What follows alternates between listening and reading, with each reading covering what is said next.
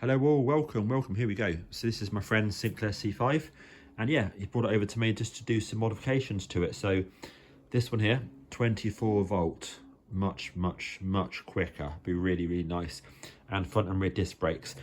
So I have got all the lights, I've got all the bits and pieces for it, the boot, etc. It's all just sort of stored away safely, just so nothing gets damaged, that's all. But you see there, it's got indicators on, it's got a pretty nice chassis on it.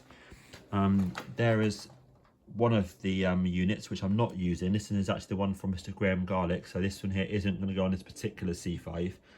Right, and yeah, here we go. So the unboxing part. So got a large box of bits just here, so let me get this out and we'll see what we've got. And so I've not looked at these yet either. Right, here we go. Obviously the rear wheel with the with Neil's disc brake adapter and kit on it, looking freaking fabulous. Next up, front fork. And again, when I install this, you'll see it a little bit closer up when it's on. And this one here is actually Neil's latest one. So the one that's in the Sinclair, which is on a future project, is just a prior version. And this one here just runs a different, I mean, I don't know the exact differences, but I know it runs some sort of different wheel on it. Very nice, very nice. That's coming across. So you've got the welded bracket on there. Got what looks like a very nice caliper on it. Get a nice disc that obviously matches the rear. All been repainted, possibly powder coated, but it looks really nice. And this is the key part here, this extra, this nice wheel. I think Neil said that it was an aluminium rim. Could be wrong, but I'm pretty sure he said that's what it was. But yeah, looks good. And obviously on this, we'll then be using either John's original wheel cover or possibly a 3D printed one from Graham, and then cutting out for the caliper. So obviously John can decide that whenever he wants, but either way, this is gonna look amazing just as it is. Look at that, bloody nice. Okay, so that's that. And obviously I'll keep that careful. Actually, I'll put it there just to protect the paint or the powder. Look in here. Again, I'm trying to keep the video sort of fairly swift.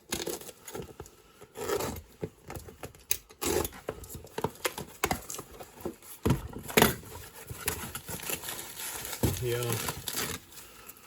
Sure I don't accidentally bin anything. Okay, yeah, okay.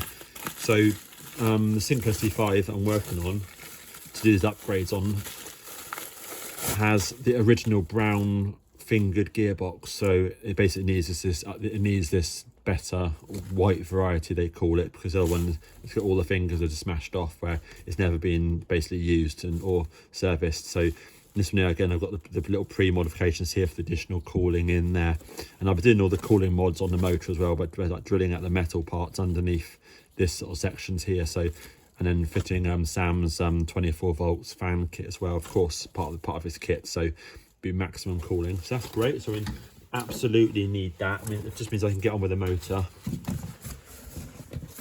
and get on with the rolling gear basically, and whilst I'm waiting for Sam's stuff to arrive. This is what I like as well, the 4QD. This is where the porters and the components for the 24 volt come from, or many of them I should say. So in here we've got the gearbox, metal gearbox from Neil, just to replace the other one, the plastic one. So that's that and that, absolutely superb. And there's this one here, should be another one.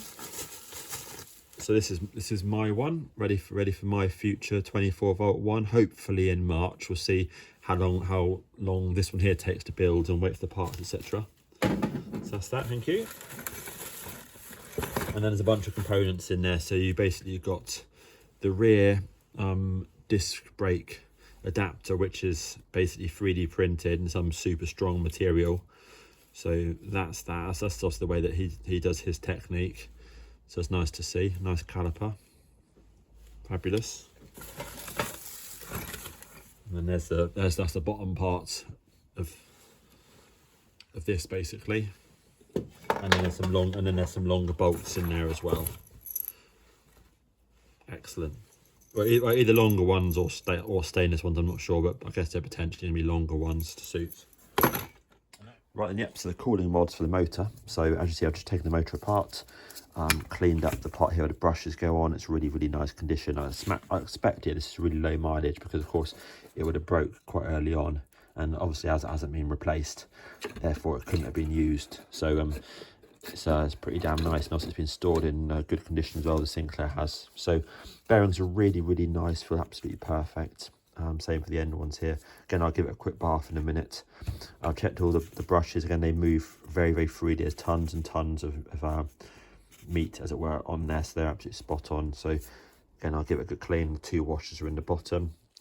Cooling wise, we've got obviously the holes on here, around there. Then taken the casing obviously off, drilled out these holes here, which honestly, with a couple of sharp drill bits, super easy.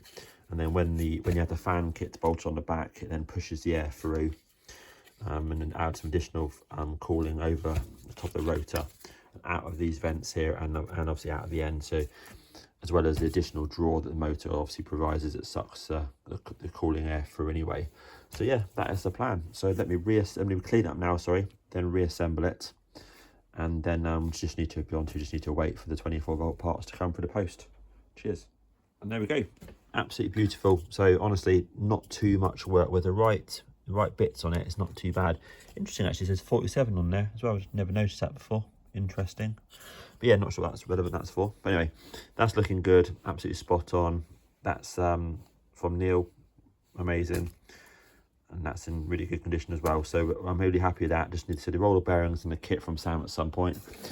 This can go in the parts box. I mean, if anyone can ever do any modification to these that's actually useful, that'd be quite handy to be able to someone to create something to modify that. But anyway, that's that. Or just to create a whole new one 3D printed. Here's a Sinclair, quick update on this.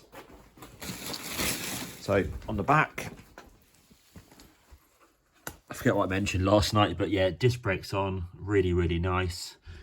Left the wiring loom in place, give it a bit of a clean up in there as well. I'll remove obviously the wiring depending on what I need to do with that. Here I've still got the wiring for the indicators, of course. Small concern is what I do about it, because the fact that Sinclair's going 24 volts, obviously these bits here are 12 volts, and obviously the flashers 12 volts as well. So hopefully there's some sort of step down system that I can install on that for the lights and the indicators, hopefully. Otherwise, yeah, whatever the plan is. But the main thing is just to get the thing running and then kind of worry about the indicators and the lights afterwards. So that's that. Got one of those there from Graham Garlick to install, so that's good. This is interesting actually, because it's got obviously the throttle switch here, which of course we won't be needing because we'll be using a twist grip on one side or the other. So we won't be needing a lot of this stuff here anymore. But this is interesting because it's got the wiring here for the horn, but I can't see the horn anywhere. So I actually think they just connected this up to there. Maybe there's a horn at some point, I'm not sure, but I can't see a horn anywhere on the Sinclair, so I assume there's not one on there. That's that. Underneath here, got the bulb in place there. I've put the wiring through there for the indicators, so it's now there, whereas before that part there was underneath here, sort of around the front wheel area, and I didn't want to leave it there because I want to have it in the standard place, so it's not getting covered in water and crap when he drives it along. So that's that. This from Neil is amazing. It's such a beast. The aluminium wheel, the nice disc brake, welded on, decent quality caliper.